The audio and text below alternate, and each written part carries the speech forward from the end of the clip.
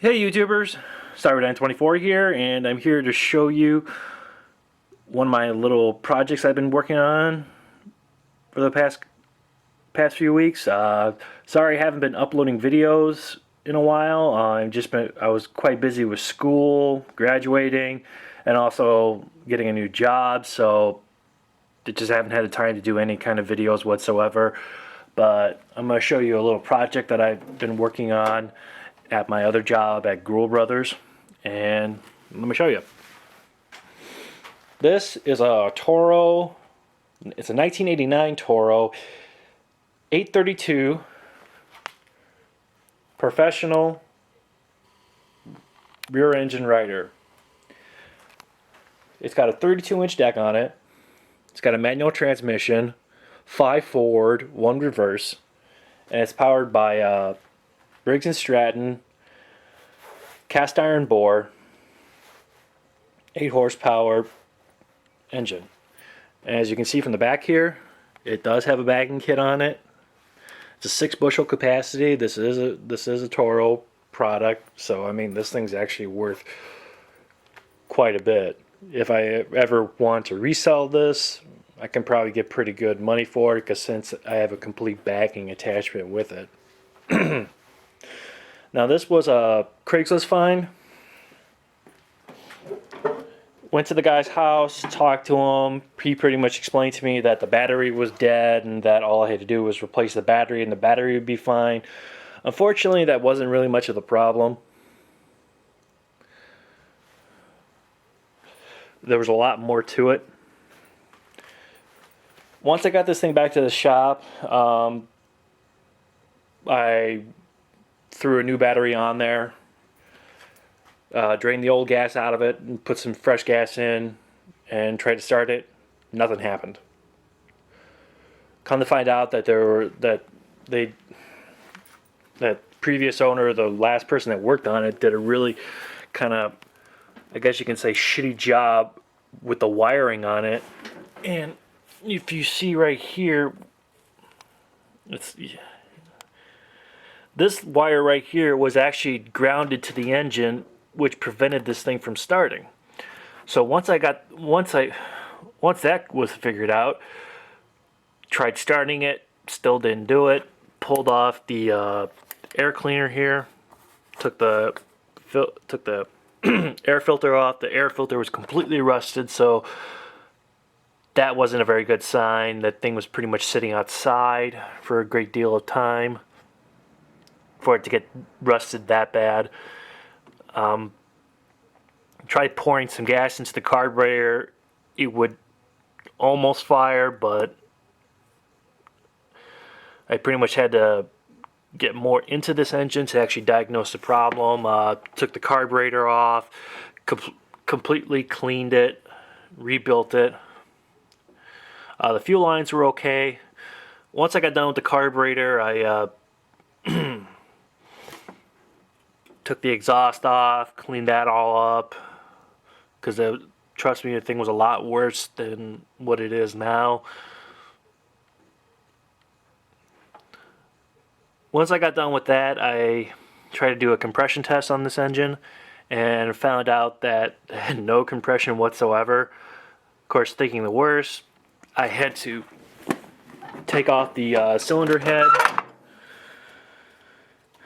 and see what was the problem. See if the piston was seized, or if one of the valves was opened or something like that. Once I pulled it off, I found out that the actual intake valve was rusted really, really bad, and it was in the open position. So that's why I wasn't getting a compression reading, because it was just leaking so much air. So I had to pretty much do a process of using WD-40 and pretty much moving the flywheel to sort of get that thing, to get the intake valve moving a little bit. Then I took the valve out, found out the valve had to be replaced. It couldn't be cleaned up, so I found a spare engine in the shop that was similar to this one, and I put the new valve, took that valve out, that valve and this. Had to reseat the valve and found out that everything was running fine. Of course, I took the exhaust valve out just to be sure and knew it was pretty bad, but it was able to be salvaged. Took it to the grinder with a wheel on it, with a brush on it, and just cleaned all the rust off of it. I had to reseat that, and then had to put a new head gasket onto it, which was all right because the old head gasket was pretty much when I took it off, it was part of it was stuck onto that cylinder head, and part of it was stuck onto the actual engine itself. So cleaned all that off, put a new gasket, put the cylinder head back on. And then the next project was to tackle the water issue, because there was so much water built up inside the carburetor and also in the air cleaner. It was also in the engine. I had to drain the oil. I had to drain it 4 times just to get the oil to come out actually clean and water free, which was kind of like a real pain in the butt, because I fill it up with oil, take it outside, start it up, let it run for a few minutes, bring it inside, drain the oil, find out if it's still coming out gray. If it's coming out gray, then it's not good. So it took, like I said, 4 times for that, and it finally cleared out and it was all good.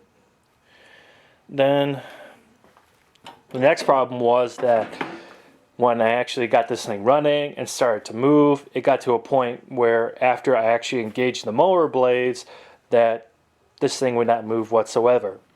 It almost seemed like a belt was being grinded on something or something like that, but the belt was actually really, really loose. Come to find out that the actual deck guards here, the belt guard was in the wrong position. Had to put that back into its original position. Luckily enough, I have all the diagrams of this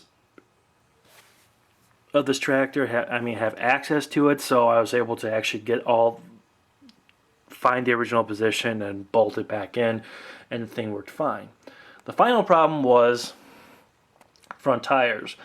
They leaked quite a bit. They leaked to the point where they just went flat after a day or two. Didn't find any holes whatsoever in the tires.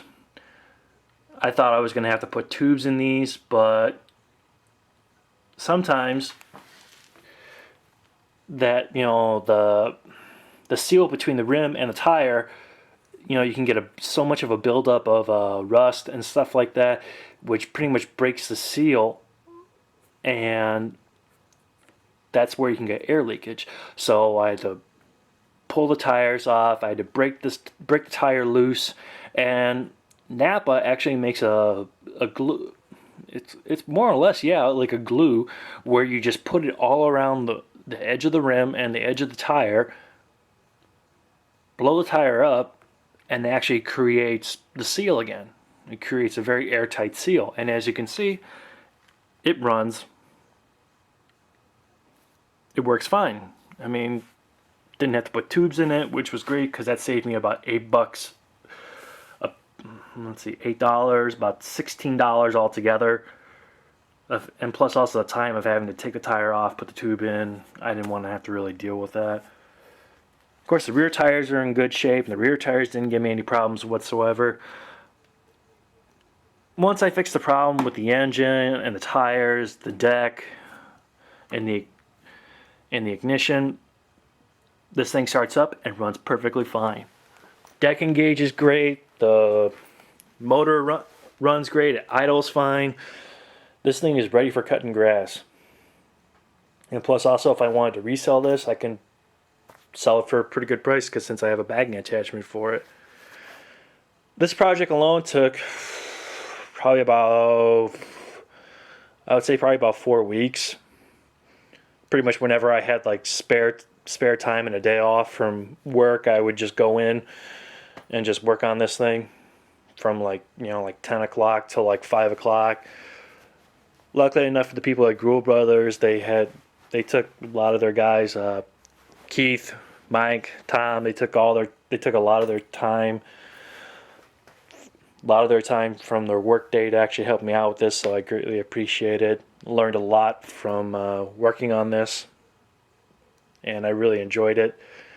And this is going to be a new piece of equipment that I'm going to use for my side business, EMI property maintenance. I have some yards that are actually quite large, and using my push mower with self-propelled takes a while, so I figured this would probably cut my mowing time down pretty good. So can't wait to use it in the spring.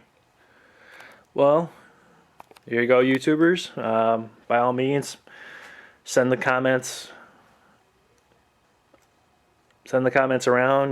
Don't mind it. Hey, if you got a negative comment, just keep it to yourself. I really don't have to. I'm really kind of annoyed and tired of having to deal with YouTubers with negative comments. Just really annoys me so much. Well, y'all have a good one.